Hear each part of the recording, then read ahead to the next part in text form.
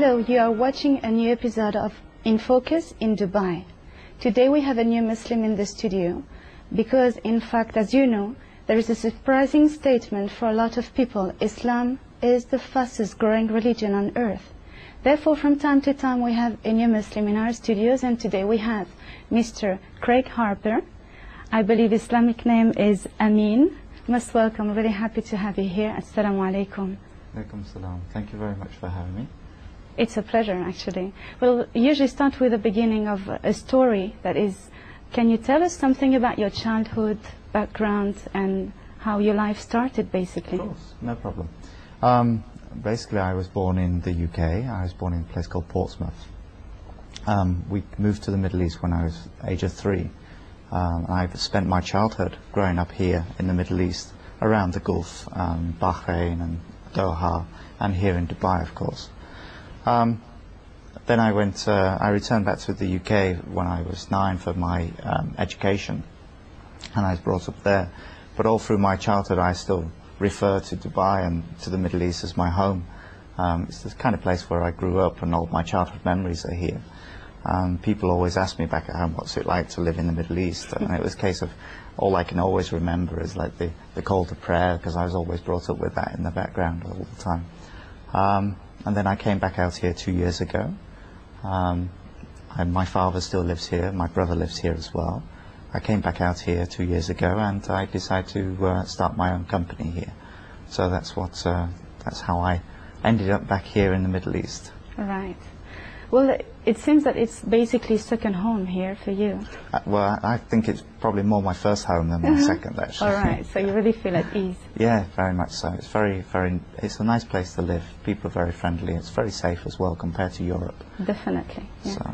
I mean, could you tell us how your journey started towards Islam? It was just by asking people questions. You know, I think as part of getting to know people's cultures, if you're going to interact with them on a day-to-day basis, you need to understand the most important parts of their lives. To me, I think religion, especially here, is a very big part compared to Europe, where religion seems to have been put on a back burner, so to speak.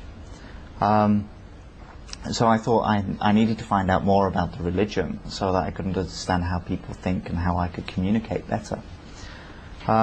And just by doing so, I found so much interest in Islam as a religion.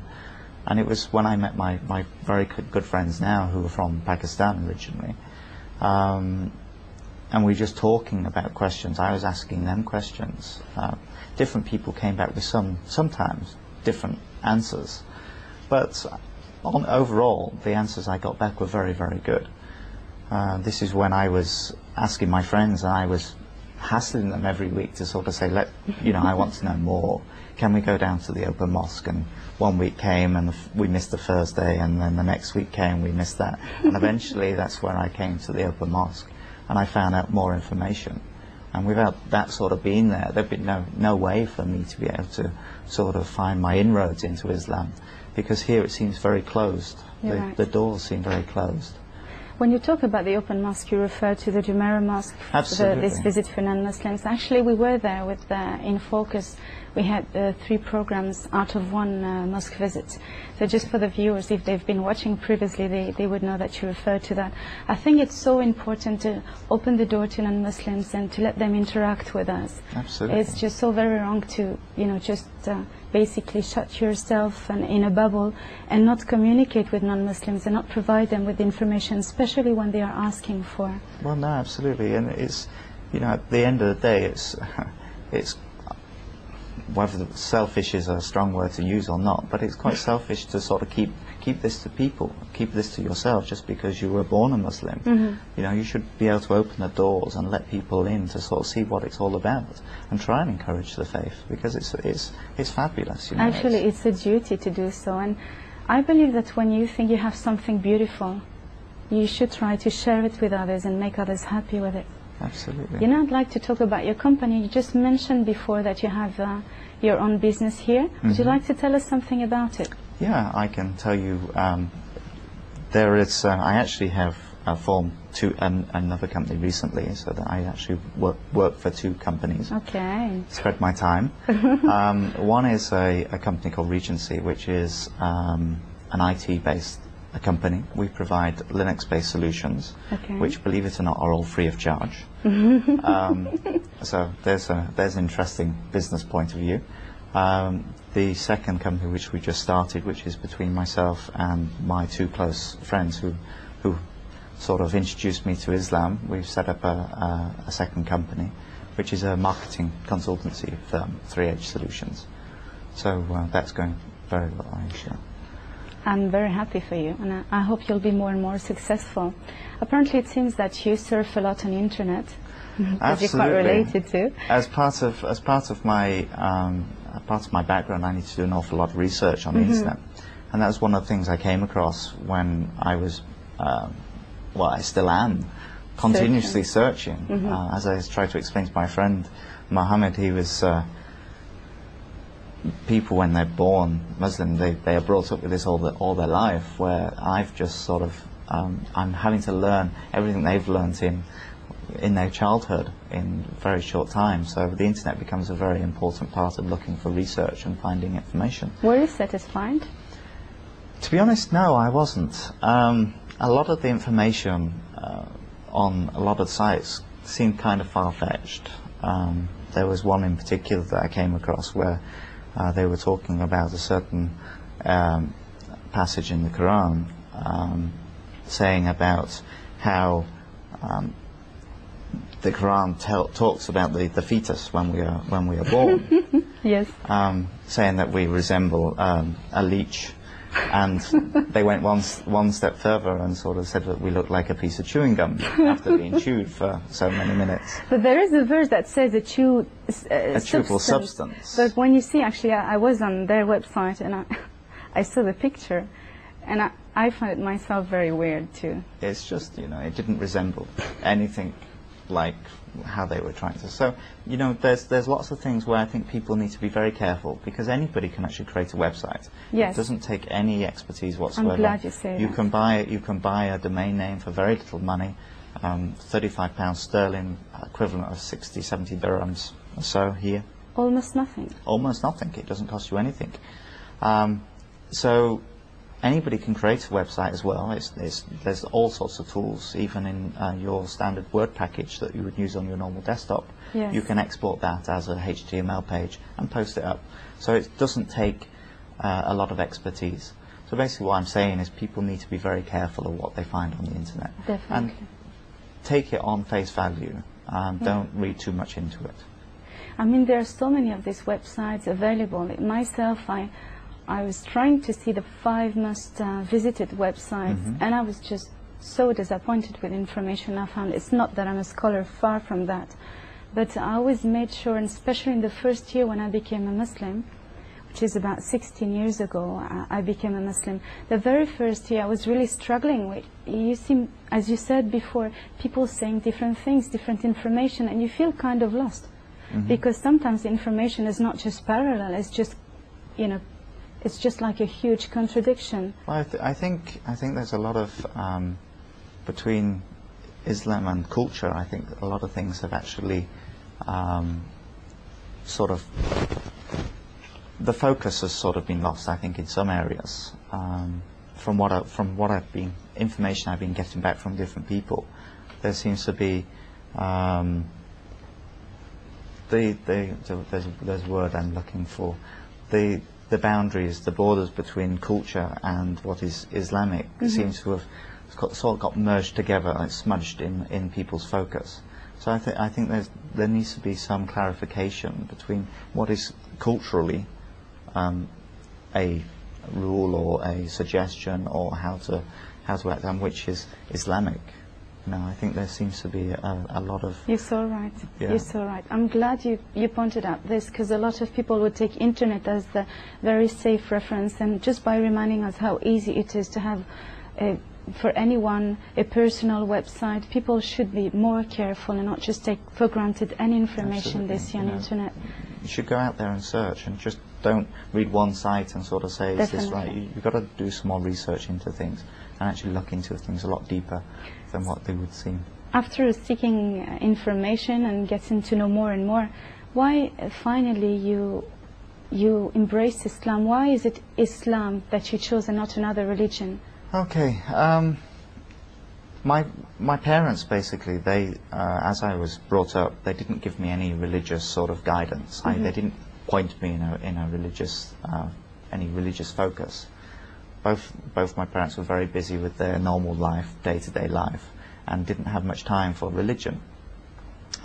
Since then, my mum has become a born-again Christian in the UK, Okay.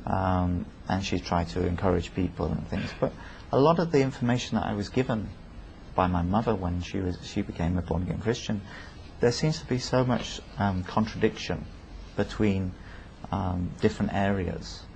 And I was talking to a gentleman, because of course the Bible was originally written in Hebrew, and like Arabic, Hebrew is a very descriptive language, and there's a lot of things that change when you convert something that's written in Hebrew or Arabic into English. It loses so much feeling and so much description that the Bible, I think, is. I just couldn't grasp it as an idea, as a. From a religion. very young age, basically, you were not convinced. You did not take it as a reference. No, not whatsoever. I've always been brought up with no religion, really. It was only when I was at school with my teacher that actually made me start to think, because I was always brought up with the education that the theory of evolution was the way it all goes. Okay. Yeah. And a very wise teacher, now I look at it, it's very wise indeed. She told me that no matter what you're believing at this point in time in your life, if you believe in the evolution, then think back to the clouds of gas and whatever, and the big beginning. explosion, the beginning. But if you believe in all that, who put it there in the first place? Or what put it there in the first place? There was a beginning. It had to become from somewhere. So she started me thinking that really there must be a God, because you can't start from nothing. Something has to put it there in the first place. So that's where it got me started. So I was always very, very pleased with that sort of. From that day onwards, I've always sort of looked at. So this is the first step for you as a regular human without any religion, because that was that was the first thought that was put into my head that really told me that there is must a be a God. creator. There must be a creator. And then going to Islam, what was the big thing that you found so maybe more logical or more attractive? It was the fact that, as I said, the Bible had been changed so many times from its original grounding to what it is today. It seems it has to have changed because it's been taught in English or it's in not Latin. been revealed It's been absolutely. And the main thing which really impressed me with Islam was the fact that it's still in Arabic. 1,400 plus years later, it's still in Arabic and it's still taught in Arabic. Now, I thought it was very strange at first as a concept, because my friends who from in Asia, they don't speak Arabic as a language, but they still learn the Quran in Arabic. Yes. And I thought, well, okay, so you don't understand what you're talking about, but yet you're still learning something in a foreign language. Because it was originally revealed as such, and as you said before, translations would just alterate or change, and it's just so much more important to keep it preserved as in its originality. It's just it's just the fact that it's still God's word, even after all this time has passed and so many people have read it and it's been reprinted however many millions and millions of times. It's still in the same form it was put together. So the authentical message was there. Absolutely. Actually, it's just a little difference from we were talking about information before. What I know is that the original Bible or the old, it's true that the book revealed to Moses, we believe it was in Hebrew, but from my information the book revealed to Prophet Jesus was in Syriac, which is a language that is spoken in some part of Iraq, but it's very little, it's not spread anymore, it's almost lost. It has nothing to do with Syria though. This just may be a new information for you. Okay. Thank you. What I want to ask you is actually the reaction of the people, because we talk about information, embracing Islam, and finally, when you start informing people around you, what were the reaction of, you know, friends, surroundings, colleagues? How did you feel about telling others that you are a Muslim? Well, the first people I told were my very close friends, and they were overjoyed with my life-changing decision, so to speak. So that gave me a lot of confidence straight away. All my friends accepted it extremely well. They all thought it was great. In fact, I haven't stopped answering questions since I became Muslim. They're all very interested, and I got friends that said, "Can we, you know, can you go with me to the open mosque and things?" I said, "Yeah, no problem, let's go." So you'll probably be seeing me there again. Most welcome. But no, everybody who I've spoken to has been more curious rather than on the defensive, so to speak. They've been more curious about, you know, why and what was my reasons, and just really interested in Islam as a religion. Yeah, because actually I believe, especially from the Western side, maybe because of the media, a part of the wrong image that is spread there. Some people are surprised to hear that, you know, so many people are embracing Islam, and even Westerners, because it seemed to be such a different culture. And it's probably why it's so important to keep on talking to people when we embrace Islam and explain the reasons of our change. I don't think it's. I think the media themselves portray Islam in a quite a bad light, but then. If Islam as a whole was more open and was brought itself to the limelight, rather than in the negative context that it is at the moment in the media, I think, you know, people need to open their doors a lot more and let Very people true. into the religion and show them what it's all about. Very true. And I think people would be able to understand that Islam is a very sort of peaceful religion, and that people are there purely to follow the word, follow the scriptures that are written in the Quran. And I think it's very important. We should share that with people. Well, what are your feelings when you look at the Muslim society? Do you think they really portray the right image? Do you think that they don't just feed stereotypes somehow? What would you like to tell them, those Muslims all around the world? They're just about 20% of Arabs, so we're not talking here about Arabs. 80% of the Islamic community is actually non-Arab, and I just remind this from time to time because I think little people are aware of that. What are your spontaneous feelings when you look at the different Islamic societies?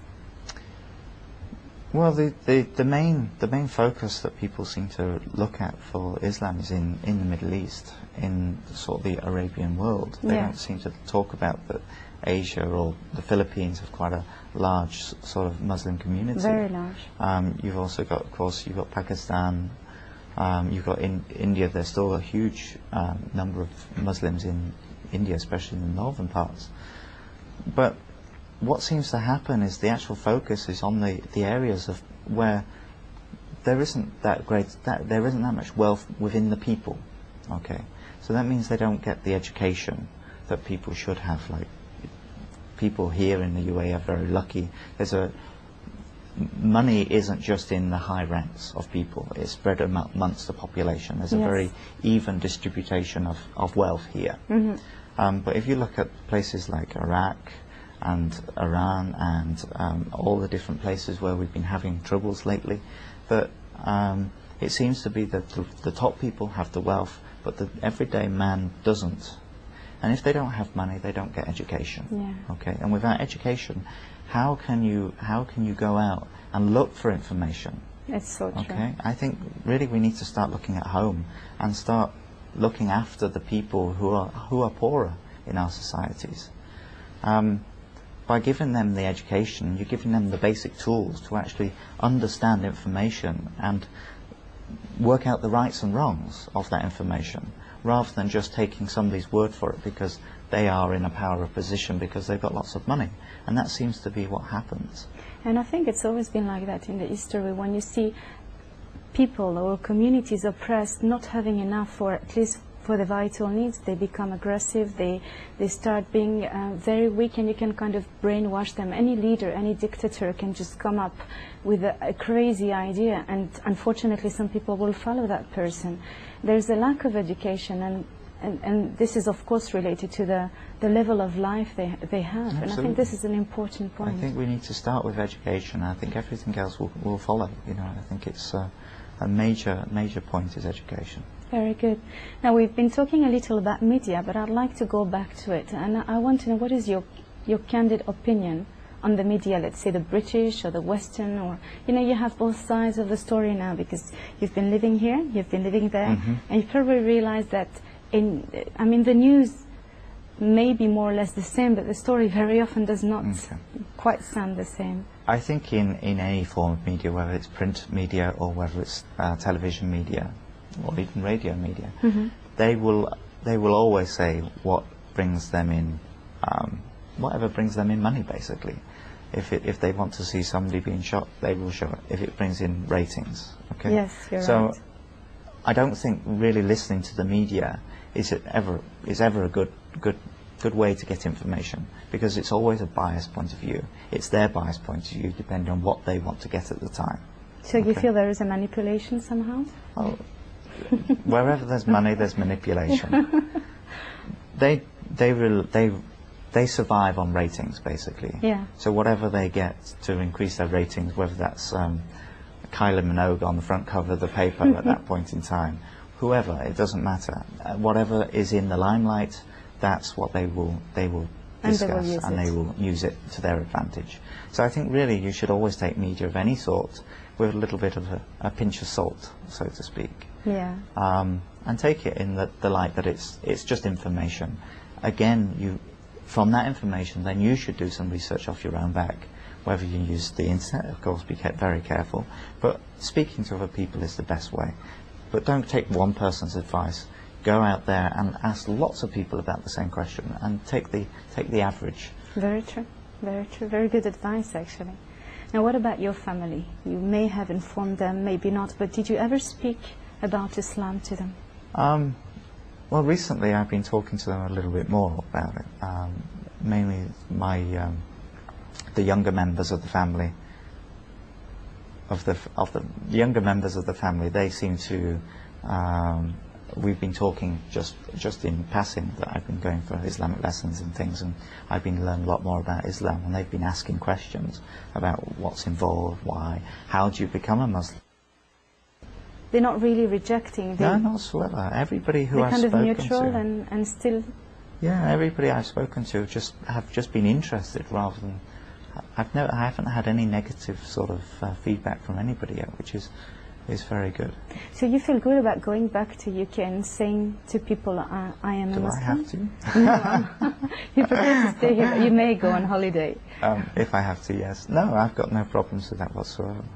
It'll be quite interesting, really, because when I was living there, I didn't even think about mosques and where mosques are and things like that. So it'd be nice to go back and search out where all the mosques are, especially where I was sort of living at the time when I came back. And start trying to get in touch with some Muslim communities there? Absolutely, absolutely. But I haven't got any intentions of going back to the UK for some time. But I'm sure when I do, I'll be searching. Maybe soon. Very good. Now, as a conclusion, because slowly but surely we're reaching the end of the program, it's something I very often ask new Muslims, because we hear that they've embraced Islam, they did this, and the information came from different sources and so on. But if there is probably a few feelings you carry inside since you became a Muslim, if you had to choose one of the attributes or the most precious feeling Islam has brought into your life, what would it be? What would you like to tell people? Well, one of the things that just by becoming a Muslim, I've learnt a lot more about the community that I live in. It's brought down so many more barriers just by becoming a Muslim. It's helped me understand the community that I live in as well. Okay. As well as it's just helped me become closer and understand what people go through on a day-to-day basis and the reasons why they do it. And for me, it's been eye-opening just to be able to interact with people on so much more of on the same level, really. And the one thing that I found was amazing was the first time when I went to the mosque. That my first experience in the mosque was uplifting. You know, I felt just by going there, nobody even looked at me twice, and I thought the first thing that would happen is everybody sort of turn around and say, blue-eyed boy. "Who's this Westerner?" And here, this blue-eyed boy stood here. But it wasn't the case, and I found that people were all on the same level. It didn't matter whether you were a VIP, someone with bags and bags of money, or whether you were the road sweeper or taxi driver. It didn't make any difference. Everybody was the same. And even if you go into churches in Europe, whenever they get somebody who's very important, they get pushed to the front or wherever, and that didn't happen. I thought that was very, very amazing feeling. A feeling of community. A feeling of community, a feeling that we're all the same. If I cut myself, I bleed just like anybody else. My blood is no different in colour. That's a good statement. And that's what I found was amazing. It's the fact that in Islam people are the same. We're all the same. We're all.